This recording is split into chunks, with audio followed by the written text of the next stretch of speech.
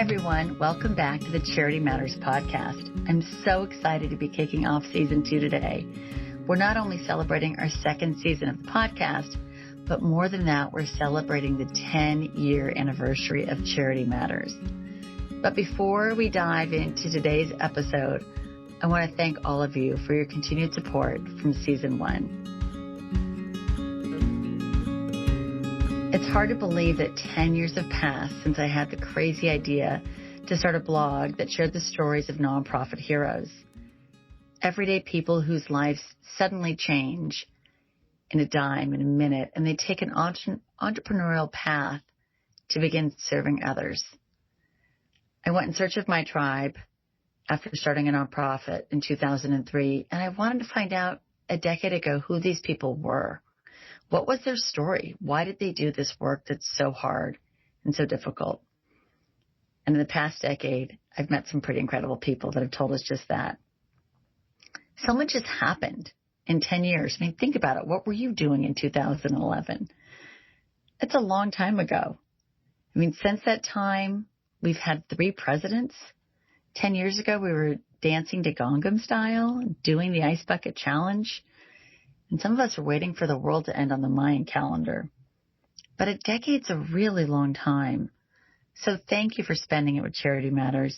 And we're really excited to be celebrating this milestone and sharing it with you today. Today, we're celebrating an anniversary with the launch of season 2 of the Charity Matters podcast. I can think of no better anniversary gift than to have a second season of this podcast and share these conversations with you. And so today we're going to look back at some of the incredible people that we've met along the way and our journey that have taught us so much about life and kindness, compassion, community, connection, and hopefully ourselves. So join us as we look back and get excited for what is ahead. I have to say 10 years is a long time, and I've really been reflecting quite a bit during our hiatus these past few weeks about the journey of Charity Matters. And I don't know if any of you have read the book, The Alchemist, but it's truly my favorite book. And it's a book about a young boy who goes on a journey, the people he meets along the way, the lessons that he learns. And basically, The Alchemist is the story of life, the challenges, the struggles, the love, and all those people that help you to meet your destiny along the way. And in reflecting about Charity Matters and just this past 10 years, I can't help but think about The Alchemist and that boy and that journey and how similar the journeys feel to me looking back at the path 10 years later. There's a quote in The Alchemist that says, "We have stopped for a moment to encounter each other, to meet, to love, to share. This is a precious moment. It is a little parenthesis in eternity." And I feel like all these conversations and these people that I meet are a precious moment. They are a little parenthesis. And they're all here to share their wisdom with us. I'm just the conduit to bring these people to each of you, but I learned so much in the process. I did set out on this path a decade ago looking to find a tribe of like-minded people, but never did I expect to meet hundreds of everyday heroes who are changing our world. And never did I think that there were so many people like you who'd be joining us in this quest for goodness, who also wanted to meet them. I think we've learned a lot in the past decade, I know I have, about the human condition. These fascinating people that have showed up on our path and taught us so much about humanity. We've learned about struggles from all these conversations. These explorations in suffering and loss and brokenness, they've shown us the resilience of the human spirit. And the stories and challenges cover every gamut you can imagine. People that are challenged with hunger, or homelessness, or health, or education, sickness, illness, everything you can imagine. Each nonprofit, each person we've talked to has opened our eyes and our hearts in new and incredible ways. But the journey has brought, really, I call them the helpers or the heroes, because that's who they are. They are the helpers of the world. These people, each one has had a series of events and experienced loss. Something happened to them, and they decided to take that pain to help others. Each one has had a calling or a light bulb moment where they knew that their life was going to change completely, and they had to do something about what happened to them to make sure it didn't happen to the next guy. And they started business. They're entrepreneurs. They start a nonprofit, and they dedicate their lives to helping other people. And these nonprofit founders are truly the heroes of our world.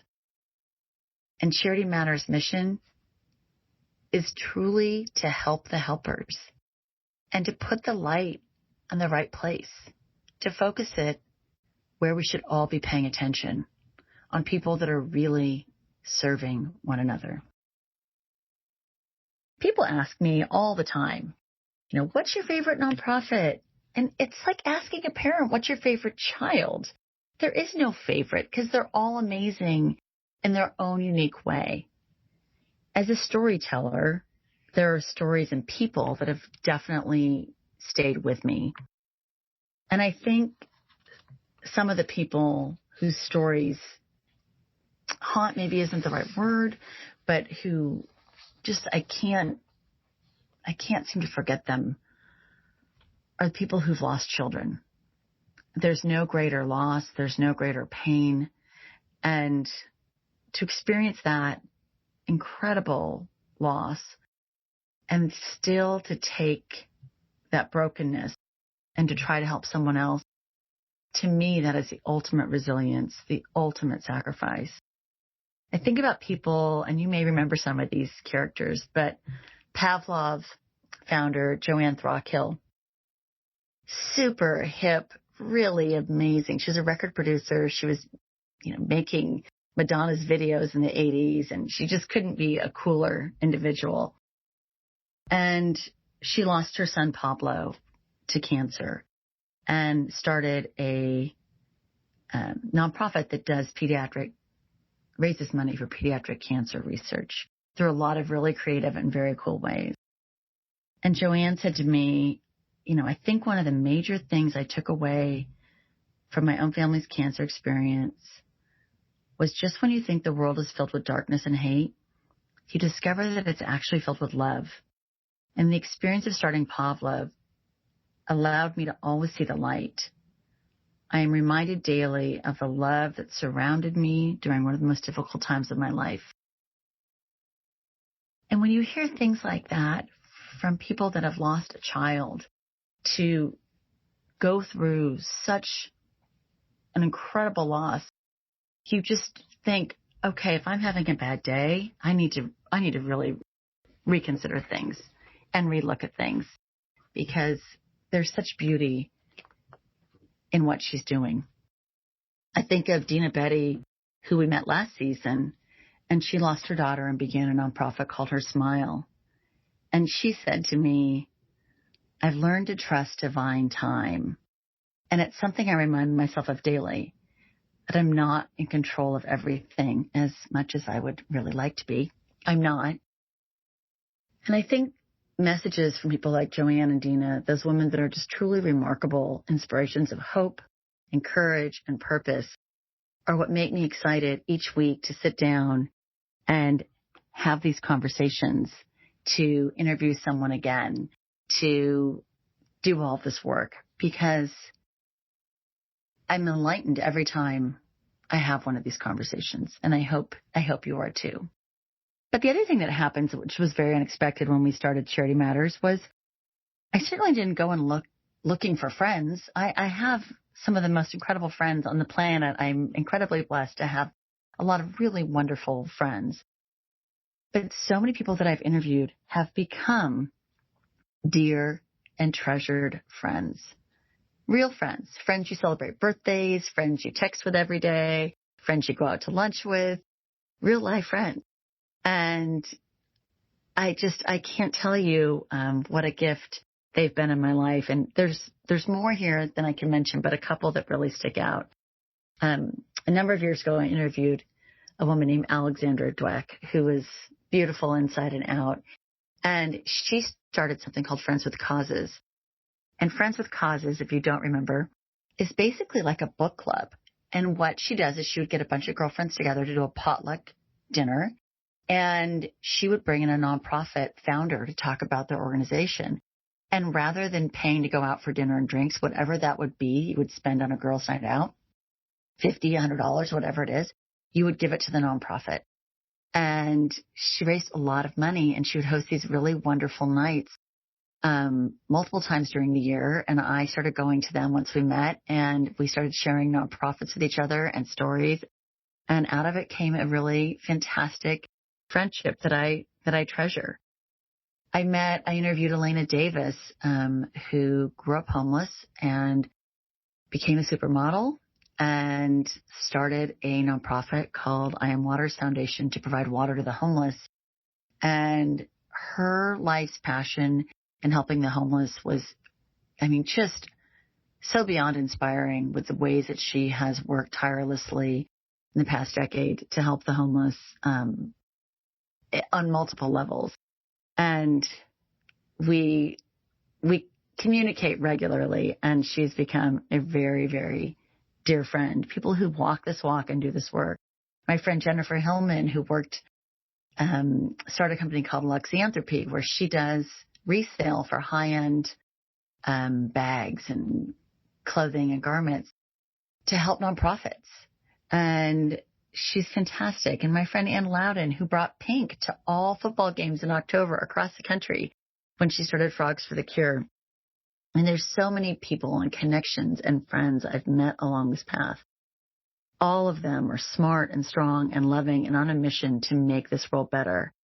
And I know that each of these people, the ones I listed and so many more, have made my life better because of them. But I think what's interesting with nonprofits, one, I think people don't think of them. They either think of a little scrappy charity or they think of a huge nonprofit like the Red Cross. And nonprofits are businesses, and they come in all shapes and sizes. And if you think of them about the person who started your little local hardware store where you love to go and pick up, something small that you need, you make a choice to either go into a little hardware store or you make a choice to go and do Home Depot. And nonprofits come in all shapes and sizes, just like hardware stores. You can go to a huge chain, you can go to a medium chain, you can go to a little local one. And we've interviewed all of them, everything in between. I've been so nervous maybe talking to some of the bigger nonprofits. I know when I talked to Myra Biblow of the Breast Cancer Research Foundation, she was one of the most lovely humans I've ever had a conversation with. She was so wonderful, but I was so nervous because the nonprofit's so big. They raise so much money, and she's a legend in the nonprofit space. And she was just as lovely as anybody else and wonderful and real and fantastic. When I talked to Project Hope's CEO last season, all of these nonprofits at one point started out small. And somewhere along the line, because they were led by great leaders with great passion and great business savvy, they became big.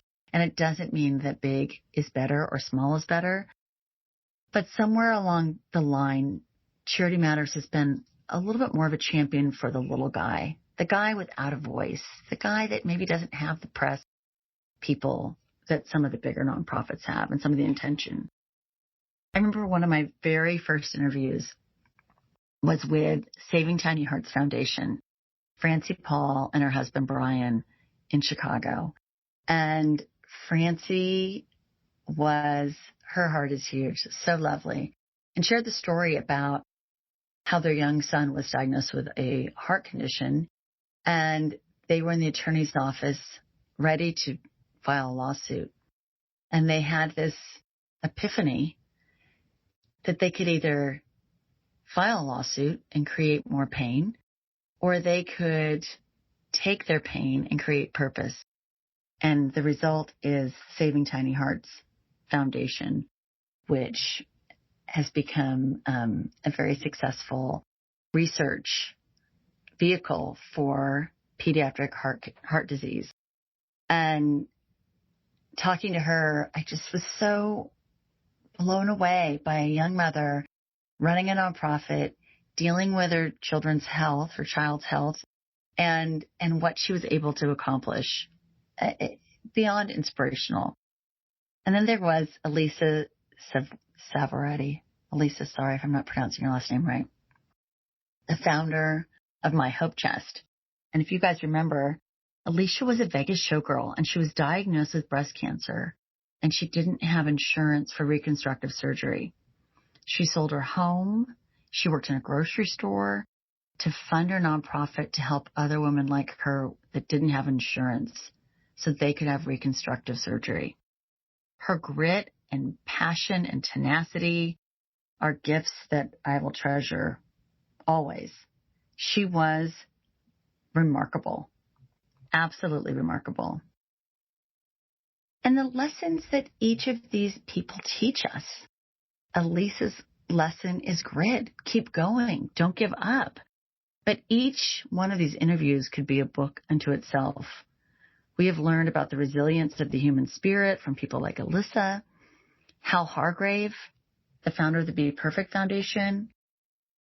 He was 18 years old and in a horrible car accident. He was off to go play college baseball when he was hit by a semi-truck and became paralyzed.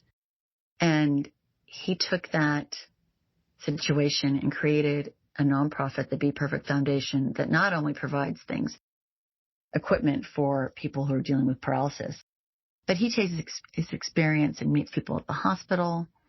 He works with them at multiple levels to get them through their transition. And Hal said to me, you know, we're hardwired to protect ourselves. And Hal says, quote, I had to learn to get out of my own way and that it doesn't start with me, but it starts with others. I have to remind myself that when I'm stressed, to remove myself and remind myself that I can handle anything. Nothing's ever taken me down. Find a way to put others before me and to always lead with empathy. I mean, these are kind of the conversations that we have each week. And I love when Hal says, how you treat one person is how you treat every person. Hal's a very wise man. But interview after interview reminds us of the strength that we have to overcome when faced with adversity. And more than that, these people take their pain and they use it as fuel for the betterment of others.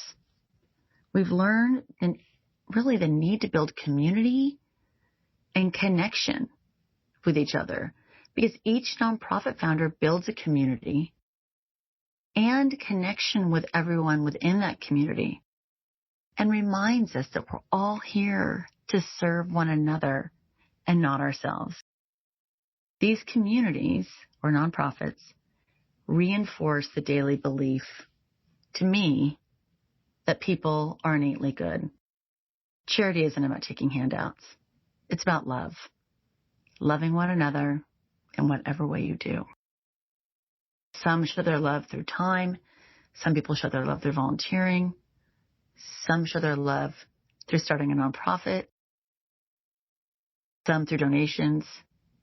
Either way, it's sharing that energy with another human. And I think the most important lesson I've learned in this past decade is the lesson of gratitude.